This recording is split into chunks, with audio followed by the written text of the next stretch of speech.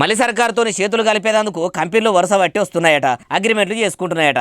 అగో ఓ దిక్కు CM IT మంత్రి దావోస్ పోయొచ్చిన కాడ నుంచి ఒక్క కంపెనీ కూడా పెట్టుబడి పెట్టేందుకు వస్తలేదు.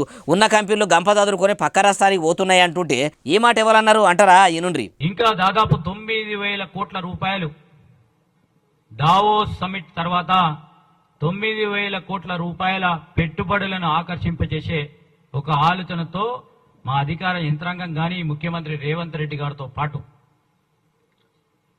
ఈ ప్రభుత్వంపై ఉన్న నమ్మకంతో అనేక పరిశ్రమలు ఈరోజు వచ్చి ఆసక్తి చూపెట్టి పెట్టుబడులు పెడతామని ఎంఓయూలు చేసి ముందుకు. ఇన్నరా మీ షై సర్కార్ల తెలంగాణ సూపర్ ఉన్నది, మా షేర్లు పెడతామని కంపెనీలు క్యూ కట్టి మరీ ఎంఓయూలు చేసుకుంటున్నాయట. కావాలనే కారు పార్టీ లీడర్లు కాంగ్రెస్ ప్రభుత్వం మీద బురద జల్లుతున్నారని IT minister Sridhar Babu sir చెప్పుకొచ్చిండు. అయ్యా శ్రీధర్ బాబు సారు, పెట్టుబడులు పెట్టేందుకు కంపెనీలు వస్తున్నాయో లేదో గానీ మీ మలి సర్కారు పనితనం ఇప్పటికే చాలా మందికి నచ్చుతలేదు.